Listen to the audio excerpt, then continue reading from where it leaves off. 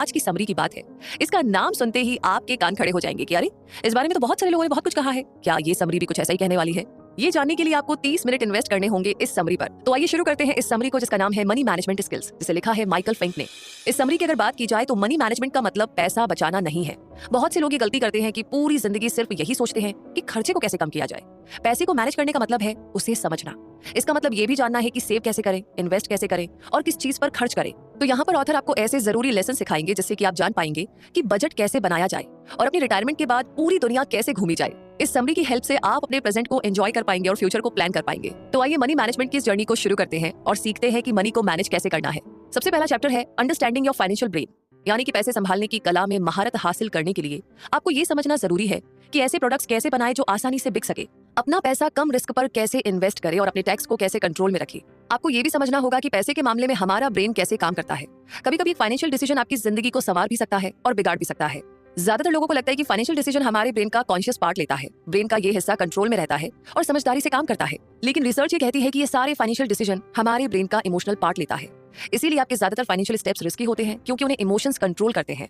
Loss aversion यानी नुकसान से बचने की कोशिश या नुकसान का डर एक ऐसा इमोशनल प्रॉब्लम है जो आपके और आपकी फाइनेंशियल आजादी के बीच में दीवार की तरह खड़ा होता है। बहुत सा पैसा खोने पर जो दर्द फील होता है ना, उसे लॉस अवर्जन कहते हैं। और इस दर्द से बचने के लिए हम बिना सोचे समझे डिसीजन लेते हैं। जैसे कि डर की वजह से हम अपनी कंपनी या घर बेच देते हैं, तो ऐसे डिसीजन में हमेशा डर और दर्द शामिल होता है, ना कि लॉजिकल थिंकिंग। तो इन सारे प्रॉब्लम्स को कम करने के लिए हमें सबसे पहले तो उन्हें समझना होगा। लेकिन इसके लिए सिर्फ नॉलेज होना ही काफी नहीं है। सबसे कारगर स्टेप है, सबसे कमाल का स्टेप है कि आप अपनी बुरी आदतों को बदले। अरे मतलब मनी मैनेज करने के लिए भी हमें आदतें बदलनी होगी। बिल्कुल, जैसे कि रिसर्च से ये साबित हुआ है कि जब एक सीईओ को बिजनेस मिलता है तो वो उसे अपने चेकिंग अकाउंट में डाल देता है। ऐसा करने से सीईओ इस पैसे को एक नए इन्वेस्टमेंट या एक महंगी चीज खरीदने में खर्च कर देगा। सीईओ पैसा खर्च करने से अपने आप को नहीं रोक पाएगा, इसलिए समझदारी वाला फैसला यही होगा कि उसे अपना बोनस सेविंग अकाउंट में डाल देना चाहिए। जब सीईओ को अपने सेविंग अकाउंट से खर्चा करना होगा तो उसके पैसों को उसके चेकिंग अकाउंट में ट्रांसफर होने में कुछ दिन लगेंगे, तो यही कुछ दिन उसके काम आएंगे। इन दिनों में सीईओ अपने फैसलों पर दोबारा सोच सकता है, जैसे कि एक नई चमचमाती कार का मजा भी कुछ दिनों का ही होता है, इसलिए सीईओ के लिए वो कम अट्रैक्टिव हो जाएगा। कभी कभी लोग ना ऐसी इन्वेस्टमेंट पे पैसा लगाते हैं जिसका फेल होना लगभग तय ही होता है।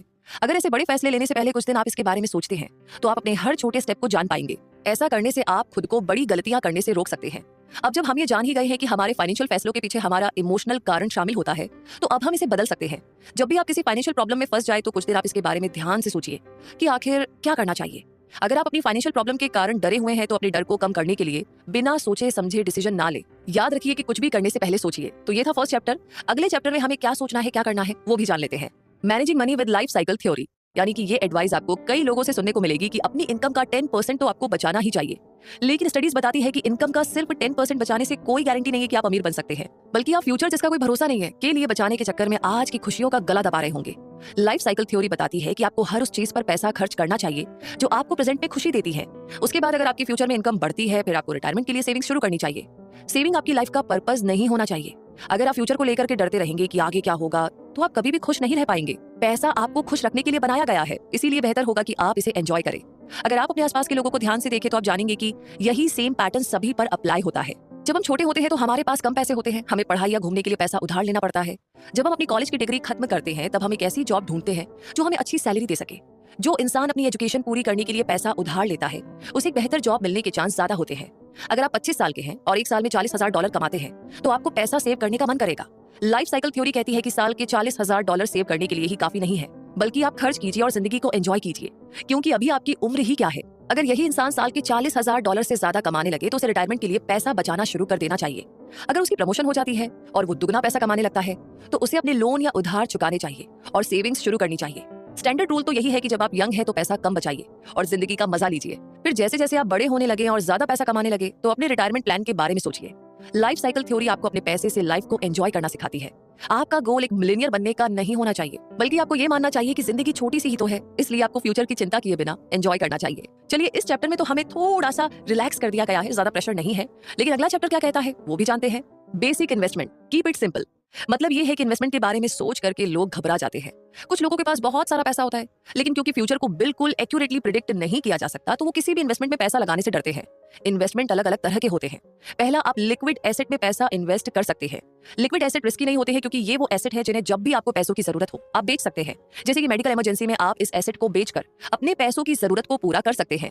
लिक्विड एसेट सेफ होते हैं लेकिन टाइम के साथ इनकी वैल्यू बढ़ती नहीं है। साथ ही लिक्विड एसेट अट्रैक्टिव भी होते हैं क्योंकि आप इसे जल्दी से पैसों में बदल सकते हैं और कभी भी आपको पैसों की जरूरत आन पड़े तो आप इन्हें तुरंत बेच सकते हैं। इनके मुकाबले अगर आप बॉन्ड्स या स्टॉक्स में इन्वेस्ट करते हैं तो हो सकता है कि आप बहुत बड़ा प्रॉफिट कमाएं, लेकिन उनके साथ रिस्क भी उतना ही ज्यादा जुड़ा होता है। जैसे कि सोचिए आपके पास $1000 है और आपने ये पैसे गवर्नमेंट बॉन्ड में लगा दिए। सिचुएशन को स्टडी करने से आपको लगता है कि अगले 30 साल में ये $5000 बन जाएंगे। अब मानिए कि अभी आप 40 साल के हैं, जब आपको थोड़ा प्रॉफिट आना शुरू होगा आप लगभग 70 साल के हो जाएंगे। आपका पैसा अपनी शुरुआती रेट से 5 गुना बढ़ जाएगा। अब मानिए कि आपने गवर्नमेंट बॉन्ड के बजाय स्टॉक्स लेने का सोचा। स्टॉक मार्केट में प्रॉफिट होने के 50-50 चांस होते हैं। आपको $2500 भी मिल सकते हैं या $20000 भी मिल सकते हैं। तो मार्केट को स्टडी किए बिना स्टॉक्स में इन्वेस्ट करना आपको भारी पड़ सकता है। ज्यादातर लोग सक्सेसफुल कंपनीज में पैसा लगाने की गलती करते हैं। ऐसी कंपनीज टाइम के साथ नीचे जाने लगती हैं, यानी अंडर परफॉर्म करने लगती है। इसके बजाय आपको एक ग्रोइंग यानी बढ़ती हुई कंपनी में इन्वेस्ट करना चाहिए ताकि आप फ्यूचर में बड़ा प्रॉफिट कमा सके। नए इन्वेस्टर्स की दूसरी गलती ये होती है कि उन्हें तुरंत से प्रॉफिट चाहिए होता है। कुछ इन्वेस्टर्स ये भूल जाते हैं कि उन्हें लॉस भी तो हो सकता है, इसलिए वो इन्वेस्ट करने की कोशिश करते हैं और अगर वो फेल हो जाते हैं तो वो हार मान करके पीछे हट जाते हैं।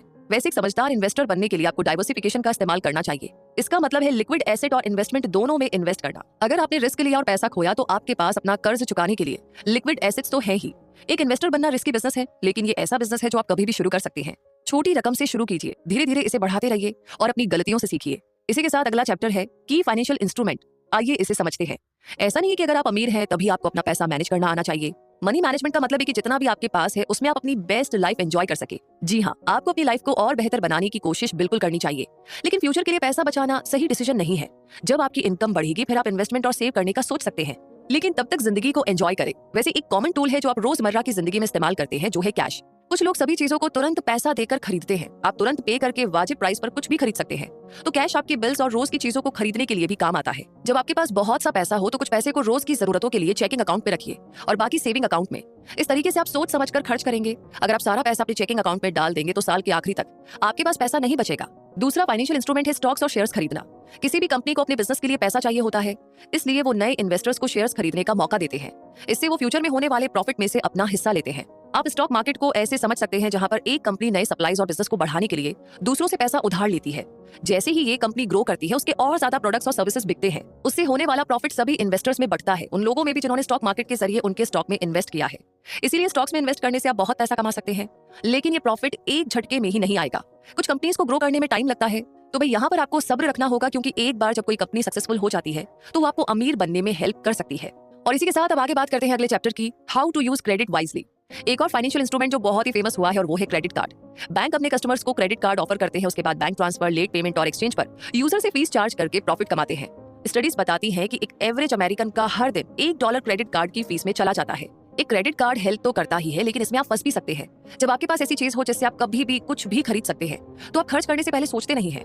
आप अपने कर्जे और फ्यूचर प्लान्स की चिंता भी नहीं करते हैं। क्रेडिट कार्ड आपको एक आशा की किरण तो जरूर दिखाता है। आपको लगता है कि आप जी भरकर पैसा खर्च कर सकते हैं और आपके पास उसे वापस करने का काफी सारा टाइम भी बचा है। अगर आप रोज ज्यादा पैसा खर्च करने की आदत डाल लेंगे तो आप अपने आप को रोक नहीं पाएंगे। इससे डील करने का एक बेहतर तरीका है कि जब भी मौका मिले आपको क्रेडिट कार्ड का सारा बिल पे कर देना चाहिए। अगर आपके पास कोई एसेट है तो आप उसे बेचकर क्रेडिट कार्ड का बिल भर सकते हैं, लेकिन अपना क्रेडिट कार्ड बिल पे करने के बाद अगर आप क्रेडिट कार्ड की लिमिट सेट नहीं करेंगे तो आप फिर से नए कर्जे में दब जाएंगे। बेहतर होगा कि आप 1 या 2 क्रेडिट कार्ड ही रखें, उससे ज्यादा नहीं। अगर आप बिना सोचे समझे खर्च करने के आदी हैं तो आपको कम से कम क्रेडिट कार्ड रखना चाहिए और अपने क्रेडिट कार्ड का बैलेंस भी सेट करना चाहिए। और इसी के साथ अब टाइम आ गया है अपनी शॉपिंग की आदतों को कंट्रोल करने का। सिर्फ इसलिए कि आपको कुछ खरीदने का मन हो गया तो आप उसे खरीद ले, ये ठीक नहीं है। अगर आपके पास अपने क्रेडिट कार्ड बिल पे करने के लिए पैसे नहीं है तो आप क्या कर सकते हैं? अगर आपके पास कोई एसेट बेचने के लिए नहीं है तो एक ऐसा प्लान बनाइए कि आप थोड़ा थोड़ा पैसा पे करना शुरू कर सके। आप अपने बैंक से मंथली पेमेंट के बारे में बात कर सकते हैं। वैसे अपनी क्रेडिट कार्ड की आदतों को बदलना शुरू में ना बहुत मुश्किल हो सकता है, लेकिन अगर आप एक एक स्टेप पर फोकस करेंगे तो आप खुद को क्रेडिट कार्ड के कर्जे से मुक्त कर सकते हैं। और इसी के साथ आगे बढ़ते हैं अगले चैप्टर की तरफ, इन्वेस्टिंग इन एजुकेशन। बहुत ही कम लोग एजुकेशन को इन्वेस्टमेंट के नजरिए से देखते हैं। कुछ लोगों को जब अच्छी जॉब नहीं मिलती तो उन्हें ये पछतावा भी होता है कि उन्होंने एजुकेशन पर इतने पैसे बर्बाद किए। लेकिन एजुकेशन जरूरी है। अगर आपको दूसरों से ज्यादा पैसे कमाने हैं तो आपके पास डिग्री होनी चाहिए। डिग्री लेने में भले ही आपके काफी पैसे खर्च हो, लेकिन ये पैसे ऐसी चीज पर खर्च हो रहे हैं जिसकी फ्यूचर में बहुत वैल्यू होगी। कभी कभी लोग गलत सब्जेक्ट ले लेते हैं, इसलिए उन्हें वो पढ़ना पड़ता है जो उन्हें पसंद नहीं है। इस वजह से उनके मार्क्स भी कम आते हैं और ग्रेजुएट होने के बाद भी उन्हें अपनी चुनी हुई फील्ड में काम करना अच्छा नहीं लगता है। इसलिए इससे पहले कि आप एजुकेशन में इन्वेस्ट करें, आपको अपना मनपसंद फील्ड भी चुनना होगा ताकि आप फ्यूचर में अपना काम करना एंजॉय कर सके। दूसरी स्मार्ट चीज ये होगी कि आप जो भी सब्जेक्ट चुने वो थोड़ा सा टेक्निकल हो। किसी एक चीज में स्पेशलाइज करना यानी उसमें महारत करना हासिल करना महंगा तो हो सकता है, लेकिन जब आप कोई स्पेशल स्किल सीखते हैं तब सभी आपके साथ काम करना चाहेंगे। ग्रेजुएट होने के बाद आपको चुटकियों में जॉब मिल जाएगी। कुछ लोग मुश्किल सब्जेक्ट्स को नहीं सीख पाते तो वो साइकोलॉजी जैसे सब्जेक्ट्स को चूज कर लेते हैं। इसका मतलब ये नहीं है कि ऐसे स्टूडेंट्स का फ्यूचर ब्राइट नहीं होता। ये सब सिर्फ आपकी काबिलियत और आप उन्हें कैसे मार्केट करते हैं इस पर डिपेंड करता है, क्योंकि आजकल एजुकेशन काफी महंगी हो गई है। इसलिए आपको इसके लिए पहले से ही प्लान कर लेना चाहिए। आपको ट्यूशन और जरूरत की चीजों के खर्चे के बारे में भी सोचना होगा। अपने रहने और खाने के खर्चे को भी ध्यान में रखिएगा। कई बार गवर्नमेंट बच्चों को एजुकेशन की तरफ मोटिवेट करने के लिए अलग अलग प्लान्स ऑफर करती है। कभी कभी ये प्लान टैक्स फ्री भी होते हैं, तो एक एजुकेशन प्लान आपको काफी पैसे बचा सकता है। एजुकेशन पाने का दूसरा तरीका है स्टूडेंट लोन लेना। आप किसी बैंक या क्रेडिट यूनियन से पैसा लोन ले सकते हैं, लेकिन ऐसे लोन पर काफी हाई इंटरेस्ट रेट होते हैं। ऊपर से अगर आपके साथ कोई दुर्घटना हो जाए या आप मर भी गए तो भी ऐसे लोन से आपका पीछा नहीं छूटेगा। ऐसे प्राइवेट लोन प्लान्स लेने से पहले 10 बार सोचिए। और इसी के साथ अगला चैप्टर है the economics of home ownership, यानी कि स्टडीज बताती है कि अमेरिकन सबसे ज्यादा पैसा घर खरीदने में लगाते हैं। चाहे वो अमेरिकन हो या कोई और भी इंसान, भाई अपना घर सभी लेना चाहते हैं, है ना? लेकिन आपके पैसे को इन्वेस्ट करने के लिए घर एक सही इन्वेस्टमेंट नहीं है। घर खरीदना बहुत ज्यादा महंगा होता है। घर को एक अच्छा इन्वेस्टमेंट बनाने के लिए आपको ये समझ होनी चाहिए कि मॉर्गेज कैसे काम करता है, टैक्स कैसे भरे और अपने घर को पैसे का जरिया कैसे बनाया जा सकता है। याद रखिए कि रेंट पर घर लेने से कहीं बेहतर होता है घर खरीदना। तो आपको घर लेने का फैसला एग्जैक्टली कब करना चाहिए? अगर जॉब के सिलसिले में आपको आए दिन ट्रैवल करना पड़ता है तो ये टाइम शायद आपके लिए घर खरीदने के लिए ठीक नहीं होगा। जैसे कि अगर आप एक स्टूडेंट हैं जो ग्रेजुएट होकर के एक नई जॉब कर रहे हैं, तो आमतौर पर जब आप इंटर्न होते हैं तो आपकी लोकेशन चेंज होती रहती है, क्योंकि आप एक ही कंपनी में काम नहीं करते। कभी कभी एक कंपनी में सेटल होने के बाद भी आपको काम के सिलसिले में अक्सर ट्रैवल करना पड़ता है।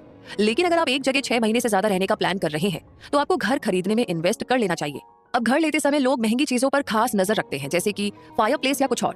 कभी कभी इन चीजों को नजरअंदाज करना ही सही है। ये चीजें सिर्फ आपके घर की कॉस्ट को बढ़ाएंगी और ज्यादातर केसेस में ये किसी भी काम की नहीं होती। तो अगर आप पूरे दिन काम पर होते हैं तो आपका घर सिर्फ सोने के लिए इस्तेमाल होगा। इसलिए जिस जरूरत के लिए आप घर ले रहे हैं उस पर ध्यान दीजिए। जैसे कि ऐसा घर चुनिए जिसमें एक से ज्यादा बाथरूम हो या पीछे की ओर गार्डन या थोड़ी जगह हो। घर के लिए अच्छी लोकेशन ढूंढने से पहले आपको पहली पेमेंट के लिए पैसे सेव करना जरूरी है। घर खरीदने के लिए आप पैसा लोन भी ले सकते हैं। अक्सर घर खरीदते समय 10% पैसा तुरंत देने के लिए कहा जाता है। तो अगर आपके पास ये 10% पैसा नहीं है तो आप अपने फैमिली मेंबर या किसी दोस्त से हेल्प ले सकते हैं। कभी कभी अपने सपनों का घर खरीदने में पेरेंट्स अपने बच्चों की हेल्प करते हैं। घर खरीदना कपड़े खरीदने जैसा बिल्कुल भी नहीं है। आपको लोगों से एडवाइस लेनी चाहिए और समझना होगा कि मॉर्गेज कैसे काम करता है। अगर आप टाइम निकाल के अपने ऑप्शंस को सही तरीके से कंपेयर नहीं करेंगे तो आपको धोखे से महंगा घर भी बेचा जा सकता है। मॉर्गेज कंपनीज के रिव्यूज को चेक करने के लिए आप ऑनलाइन भी देख सकते हैं। अगर आप सही तरीके से स्टडी करेंगे तो हो सकता है कि आप वही घर कम प्राइस पर भी खरीद पाए। वैसे एक बात हमेशा ध्यान रखिएगा कि जब आप घर खरीदते हैं तो उसके लिए आपको 1% टैक्स भरना पड़ता है। जब आप रेंट पर रहते हैं तो आपको कोई टैक्स नहीं देना होता। इसकी जिम्मेदारी उस घर के मालिक की होती है। लेकिन जब आप अपने घर में रहते हैं तो आपको टैक्स देना पड़ता है। अब जब आप ये जान ही गए हैं कि घर लेना कोई मजाक नहीं है तो शायद आप रेंट पर घर लेने के बारे में जरूर से सोच रहे होंगे। लेकिन अपने घर के क्या क्या फायदे होते हैं ये सोचिए। अगर आप रेंट पर घर लेते हैं तो ओनर की परमिशन के बिना आप कुछ नहीं कर सकते, लेकिन अपने घर में जो चाहे जैसे चाहे बदलाव कर सकते हैं, और वो भी बिना किसी रोक टोक के।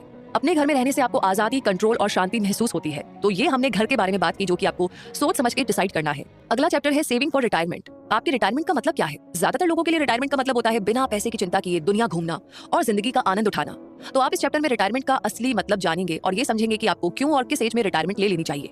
आप ये भी जान पाएंगे कि अपने फ्यूचर में एक सुकून की जिंदगी जीने के लिए आपको कितने पैसों की जरूरत होगी। रिटायरमेंट का सही मतलब जानने के लिए आप पहले तो ये जानिए कि आप उसके लिए प्रेजेंट में क्या कर रहे हैं। जैसे कि अगर आप सही अमाउंट सेव करें और अच्छी डील्स में इन्वेस्ट करें तो आपका रिटायरमेंट बड़े ही मजे से गुजरेगा। लेकिन अगर आपने फ्यूचर के लिए सेव नहीं किया और अपने पैसों को गलत इन्वेस्टमेंट में गंवा दिया तो रिटायरमेंट का मतलब आपके लिए बदल भी सकता है। एक रिटायरमेंट प्लान बनाने के लिए सबसे पहला काम तो ये जानना है कि आपको आखिर रिटायरमेंट के बाद साल में कितने पैसे चाहिए होंगे।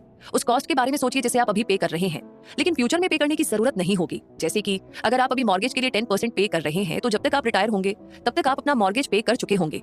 अगर अभी आप अपनी इनकम का 10% मॉर्गेज में दे देते हैं तो फ्यूचर में ये 10% बचने लगेंगे।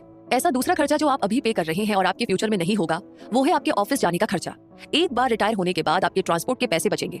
बच्चों की परवरिश एक और मामला है जिसके बारे में आपको सोचना चाहिए। शायद अभी आप उनकी एजुकेशन और रहने का खर्चा दे रहे होंगे लेकिन फ्यूचर में आपके बच्चे खुद ही अपने लिए कमा रहे होंगे और उनके लिए आप जिम्मेदार नहीं होंगे। लेकिन आपके रिटायरमेंट के बाद कुछ नए खर्चे भी आ सकते हैं। जैसे आप घूमना चाहते हैं, घूमना महंगा होता है, और अगर आप बहुत सारी जगह घूमना चाहते हैं तो रिटायरमेंट प्लान में आपको इसे जोड़ना ही होगा। अपने ट्रैवलिंग सपनों के लिए सेव कीजिए। दूसरी बात जिस पर आपको ध्यान देना है वो है हेल्थ केयर, यानी कि आपकी हेल्थ। अभी आप जवान और स्वस्थ हैं तो आपको अपना ख्याल रखने के लिए ज्यादा पैसों की जरूरत नहीं है, लेकिन आप फ्यूचर में बीमार पड़ सकते हैं और उस समय आपको कंसल्टेशन फीस और दवाइयों पर ज्यादा खर्चा करना होगा। इसलिए आपको हेल्थ केयर के लिए पैसा बचाना चाहिए। अगर आप एक इन्वेस्टर है और रिटायरमेंट के लिए अब भी अपनी करंट इनकम से सेव नहीं कर पाते तो 4% रूल को फॉलो करें। अगर आप अपनी हर इन्वेस्टमेंट के प्रॉफिट से 4% सेव करेंगे तो ये पक्का है कि आप अपने रिटायरमेंट के लिए काफी पैसा इकट्ठा कर पाएंगे। तो अब जब आप वो सारे जरूरी पॉइंट समझ गए हैं जो रिटायरमेंट की प्लानिंग के लिए जरूरी है तो एक पेन और पेपर उठाइए, अपनी करंट इनकम और अपनी फ्यूचर एक्सपेंसेस यानी खर्चों के बारे में सोचिए। रिटायरमेंट के बाद आपको हर महीने कितने पैसों की जरूरत होगी। अपने रिटायरमेंट के बाद जैसी लाइफ आप चाहते हैं उसे बनाने के लिए एक प्लान बनाइए। रिटायरमेंट एक आशीर्वाद हो सकता है और एक श्राप भी। ये सब आपके अभी के एक्शन पर डिपेंड करता है। समझदारी से सोचिए और प्लान कीजिए। इसी के साथ अगला chapter putting your financial plan together, यानी कि आपके लॉन्ग टर्म गोल्स को पाने के लिए आपका फाइनेंशियल प्लानिंग करना जरूरी है। जैसे कि अगर आप 65 की उम्र में रिटायर होना चाहते हैं और अभी से अपने फाइनेंस की प्लानिंग करना शुरू करते हैं, तभी आप अपने गोल्स को अचीव कर पाएंगे। तो किसी भी प्लान को बनाने से पहले अपनी करंट सिचुएशन को जानना जरूरी है। अपने फाइनेंस के बारे में इन्फॉर्मेशन निकालने के बाद आपके पास 3 डॉक्यूमेंट होने चाहिए। सबसे पहले आपको एक कैश फ्लो स्टेटमेंट बनाना जरूरी है। एक पेपर पर अपने सारे इनकम के रिसोर्स लिखिए, जैसे आपके इन्वेस्टमेंट, लिक्विड एसेट और सैलरी। फिर अपने खर्चे लिखिए। आपको पता लगेगा कि खर्चे 2 तरीके के होते हैं, इलेक्ट्रिक बिल, मॉर्गेज और कार लोन जैसे फिक्स्ड खर्चे जो हर महीने होते हैं। दूसरे होते हैं वेरिएबल खर्चे, जैसे कपड़े, खाना और घूमना, जो हर महीने बदलते रहते हैं। तो एक रियलिस्टिक कैश फ्लो स्टेटमेंट बनाने के लिए आपको पिछले 2 से 3 महीने के बिल्स चेक करने होंगे। इससे आपको ये पता लगेगा कि आप हर महीने कितना कमाते हैं और कितना खर्चा करते हैं। अगला कदम होगा कि आप अपने खर्चे अपनी इनकम से माइनस कीजिए। अगर आपके पास हर महीने एक्स्ट्रा पैसे बच जाते हैं तो वो पैसा आपके सेविंग अकाउंट्स में जाता है। लेकिन अगर आपकी इनकम आपके खर्चों को कवर नहीं कर पा रही है तो ये समझ लीजिए कि आप पैसा उधार ले रहे हैं। एक कैश फ्लो स्टेटमेंट बनाने से आप अच्छे से समझ पाते हैं कि क्या आप अपने रिटायरमेंट प्लान के लिए जितनी सेविंग्स आपको करनी चाहिए उतनी कर भी रहे हैं या नहीं। इससे आपको ये भी पता चलता है कि वो कौन से खर्चे हैं जो आप कम कर सकते हैं ताकि आप अपना लोन चुका पाए या ज्यादा पैसे बचा पाए। जैसे कि अगर आप ट्रैवल करने या शॉपिंग करने में बहुत पैसा खर्च करते हैं तो आपको इन वेरिएबल खर्चों को कम करके ज्यादा सेव करना चाहिए। दूसरा डॉक्यूमेंट होगा आपका बजट। बजट अगले महीने के खर्चे की एक सीमा है जो आपको मेंटेन करनी है। एक बजट लॉन्ग टर्म गोल्स को ध्यान में रखकर बनाना चाहिए। आपके गोल्स आपकी करंट सिचुएशन के हिसाब से चेंज हो सकते हैं। जैसे कि आपके शॉर्ट टर्म गोल्स हो सकते हैं, जैसे अपने घर के लिए पे करना, एक वेकेशन के लिए सेव करना या क्रेडिट कार्ड का बिल चुकाना। लॉन्ग टर्म गोल्स को पूरा होने में सालों लग सकते हैं। अपने फाइनेंशियल गोल्स को पाने का मतलब ये नहीं है कि आप अपनी आदतें बदल लें, क्योंकि ऐसा करना आपके लिए मुश्किल होगा। जैसे कि अगर आप बहुत शॉपिंग करते हैं तो क्या आप इसे एक झटके से बंद कर सकते हैं? इसके बजाय आप अपने क्रेडिट कार्ड या कैश की एक लिमिट बना लीजिए। अपनी सेविंग्स अकाउंट में ज्यादा पैसा डालने के लिए आप कम खर्चा करेंगे। तीसरा और फाइनल स्टेप होगा बैलेंस शीट बनाना। ये शीट आपको बताएगी कि आपके खर्चों के बाद आपके पास कितना पैसा बचेगा। सबसे पहले तो अपने एसेट्स यानी कि लिक्विड और इन्वेस्टमेंट्स दोनों को लिखिए। फिर अपनी लायबिलिटीज लिखिए, ये आपके शॉर्ट टर्म और लॉन्ग टर्म एक्सपेंसेस यानी खर्चे हैं। अपने सारे एसेट्स लिखने के बाद इसका टोटल आपको आपकी अर्निंग बताएगा। अब अपने खर्चों को इसमें से हटा दीजिए और जो भी बचेगा वो है आपका नेटवर्थ। नेटवर्थ आपको जानने में हेल्प करेगा कि आप अपने फाइनेंशियल गोल के करीब जा भी रहे हैं या नहीं। अगर आप अपना फाइनेंशियल प्लान खुद नहीं बना सकते तो आप किसी से हेल्प ले सकते हैं। एक फाइनेंशियल प्लानर आपको बेहतर रिजल्ट पाने में हेल्प कर सकता है। बहुत से एक्सपीरियंस इन्वेस्टर्स भी गलती कर बैठते हैं और गलत कैलकुलेशन कर लेते हैं। तो अगर आप अपना पैसा खोना नहीं चाहते हैं तो एक फाइनेंशियल प्लानर की मदद लीजिए। और इसी के साथ हम पहुंच गए हैं इस समरी के कंक्लूजन पर कि हमने मनी मैनेजमेंट के बारे में एग्जैक्टली क्या क्या सीखा है और क्या नहीं करना है और क्या करना है जो अभी तक नहीं किया है। तो आइए एक बार फिर से रिपीट करते हैं, दोहराते हैं, ताकि कोई भी पॉइंट ना छूटे। तो मुद्दा मामला ऐसा है कि सक्सेस पाने के लिए स्मार्ट मैनेजमेंट की जरूरत है। चाहे वो टाइम हो, पैसा हो या रिसोर्स, हर चीज का मैनेजमेंट होना बहुत जरूरी है। इस समरी में ऑथर ने समझाया है कि स्मार्ट प्लानिंग की मदद से हम अपने फाइनेंस को कैसे कंट्रोल कर सकते हैं। कुछ नोट्स बनाकर ही हम अपना फ्यूचर बदल सकते हैं। पहले हमने सीखा कि अक्सर हम अपने ब्रेन के इमोशनल पार्ट से फाइनेंशियल डिसीजन लेते हैं। ये पक्का करने के लिए कि हमारे फाइनेंशियल डिसीजन सही और लॉजिकल हो, हमें पैसे खर्च करने से पहले हमें कुछ दिन सोचना चाहिए। दूसरा, लाइफ साइकिल थ्योरी हमें बताती है कि जब तक हमारी इनकम कम है तब हमें जिंदगी को भरपूर एंजॉय करना चाहिए। उसके बाद जब आपकी इनकम बढ़ जाए तो हमें फ्यूचर के लिए सेव करना चाहिए और रिटायरमेंट प्लान के बारे में सोचना चाहिए। अगर हमारे पास एक्स्ट्रा पैसे नहीं है तो हमें फ्यूचर की चिंता किए बिना अपनी जिंदगी को एंजॉय करना चाहिए, खासकर जब हम जवान होते हैं तब। तीसरा, हमने ये जाना कि हम कितने तरीके की इन्वेस्टमेंट कर सकते हैं। हम अपना पैसा लिक्विड एसेट्स या स्टॉक जैसे इन्वेस्टमेंट में लगा सकते हैं। चौथा, हमने सीखा कि हम अलग अलग फाइनेंशियल इंस्ट्रूमेंट का इस्तेमाल कर सकते हैं। कैश और स्टॉक्स इसके एग्जांपल हैं। पांचवा है, अगर हम क्रेडिट कार्ड्स को इस्तेमाल करने से अपने आप को नहीं रोक पाते तो हमें अपनी इस हैबिट को कंट्रोल करना ही होगा। हमें अपनी शॉपिंग करने की हैबिट को कम करना होगा और अपने क्रेडिट कार्ड के बिल्स को पे करने के लिए प्लान करना होगा। छठा है, एजुकेशन हमारे फ्यूचर के पैसों के दरवाजे की चाबी है। हमने ये जाना कि एजुकेशन के खर्चे के लिए आप गवर्नमेंट प्लान, स्टूडेंट लोन या किसी फैमिली मेंबर की हेल्प ले सकते हैं। जितना ज्यादा आप एजुकेशन पर खर्चा करेंगे उतना ही ब्राइट आपका फ्यूचर होगा, लेकिन वो सब्जेक्ट या फील्ड चुनिए जो आपको पसंद हो। सातवां, हमने एक घर खरीदने और रेंट पर लेने के फर्क को भी जाना। हमने ये भी सीखा कि घर खरीदने का सही टाइम क्या होता है और उसके क्या क्या तरीके हैं। आठवां, हमने रिटायरमेंट का सही मतलब जाना। एक सॉलिड प्लान बनाकर हम अपने रिटायरमेंट को एक आशीर्वाद बना सकते हैं। हम घूमने के लिए या कुछ भी करने के लिए काफी सारा पैसा बचा सकते हैं। नौवां, जो कि आखिरी लेसन है, फाइनेंशियल प्लानिंग। अपने पैसे को मैनेज करने के लिए हमें अपने फ्यूचर गोल्स, अपनी नेटवर्थ को जानना और अपने मंथली बजट को फिक्स करना आना चाहिए। अपने प्रेजेंट फाइनेंस को मैनेज करने और अपनी फ्यूचर रिटायरमेंट को प्लान करने के बाद टाइम आता है अपने मंथली खर्चे को बदलने का। एक मंथली बजट फिक्स कीजिए, अपने रिटायरमेंट के लिए सेव कीजिए और बाकी पैसों को इन्वेस्ट करके और पैसा बनाइए। तो इसी के साथ ये समरी यहीं पर कंप्लीट होती है। ये समरी आपको कैसी लगी कमेंट सेक्शन में लिखकर के जरूर बताइएगा।